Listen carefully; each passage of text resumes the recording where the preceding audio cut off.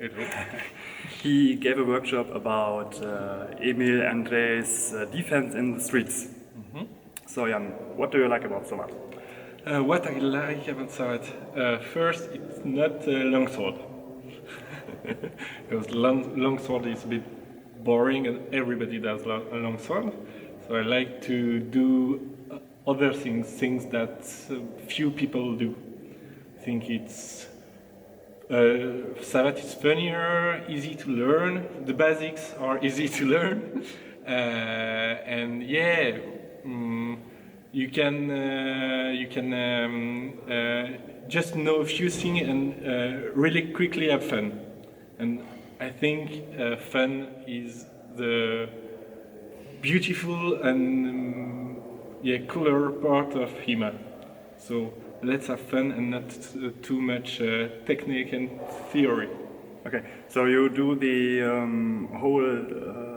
whole styles of this Symposium, so like Lacan and Baton and also... Yeah, I also do a bit of Can, a bit of Baton, a bit also of English boxing, and self-defense in general, Bartitsu, etc. Okay, thank you. Yeah, this is right about after the workshops and I have much fun. It's always fun just to train a little bit Savate, to hit each other in the shins.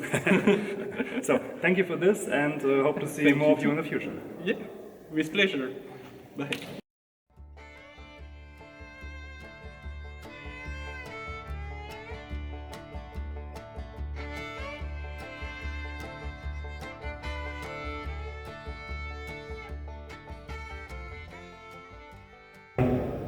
Okay, next to me, Romain Meister. He's one of the organizers, right? Yeah. For the first CLAMAS. And we are standing here right after his workshop for Irish stick fighting. And it was a blast.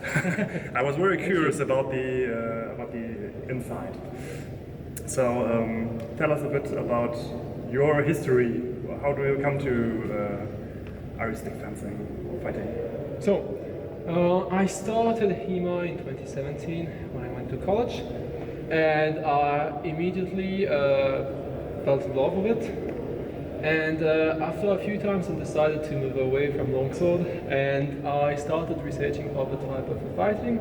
So I actually discovered Irish stick fencing back in 2018, in winter 2018. A couple of videos on YouTube by my master, Maxime Chouinard, and I was very interested about it. I ended up messaging him on an email, and we had a few exchanges. He told me I was welcome. He always liked when new people are interested in the style. And so it could be that easy. Yeah. That's. I mean, I often think in Hema I should sometimes message the guy if you're interested by a sword or by a practice, you should email someone and just try to find out if he'll want to teach other people or is interested in sharing his experience. And so he basically gave me the address of like his next workshop, which was in Paris in April 2019. I went there, had a blast, learned a tons of things, and so it all started. Great. So, yeah, I hope to see more Irish stick fighting in Europe in the future. And thank you for the interview, for the class, and for the whole event. Great. Thank you for joining us.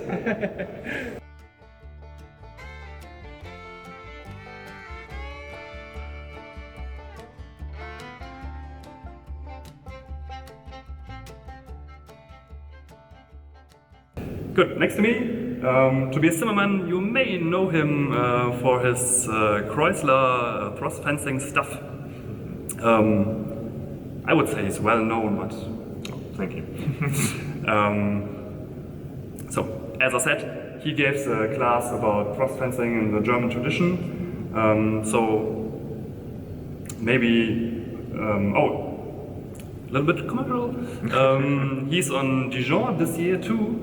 So maybe why should I do a class for German smallsword if I already know the French liqueur Angelo smallsword? Yeah, if you want to see something really different, then you should do German smallsword.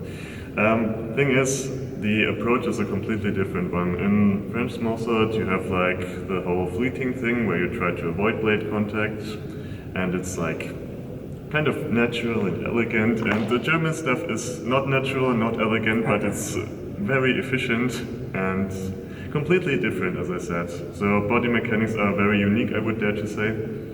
So if you want to make new experiences, learn new parts of your body, come and join the fun. So you've heard it. I already did the class yesterday, and was not my first class, so but give it a try. Let's join in Dijon and see what Tobias can teach you. So yeah, thank you. Thank you, Hello.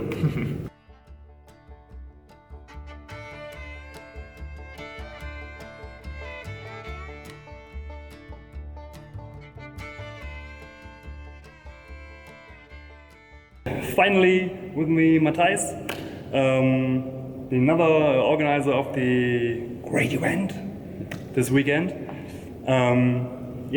Maybe you tell us why you choose to do it. So it was an idea from Romain, who wanted to make an event on mostly 18th century fencing, 19th century fencing, because we had also Jan that wanted to make something about the early 20th century fencing. We extended that timeline. And it was more or less a test. We didn't think it through a lot, and we didn't say want to make a big event or something huge. We just wanted to test something on a small scale, and then see if there were people that were interested. It was more than worth it to travel from Germany to here. So Thanks. Tomorrow you will have the last workshop on Swiss military saber. Yeah. Maybe you tell us about this, because most of us know British military fencing. Yeah, that's the funny thing is that in Switzerland also there was a lot of practitioners of British military fencing because it's the most popular. I chose to do Swiss military fencing, which is fencing. I define it more or less like fencing from the second half of the 19th century. Before that, it's a bit more complicated because we didn't have a really Swiss unified country before 1850, so it's hard to talk about Swiss military type of fencing because there was no Swiss military, there was no unified army. So I wanted to see what there was in the Swiss manuals. I found some that were very, very interesting and very different from the British fencing, and it was more like the French fencing. But what interested me a lot was the context. I wrote an article, and I co-wrote an article about this type of fencing, and it appears that it is more or less a sport fencing, like a whole fencing. When it was not used, especially on foot, it was not used for battle because we weren't involved in any wars at this time. But it was more or less just a type of gymnastics. Okay, sounds interesting. Maybe is it online? Can put a link in the description.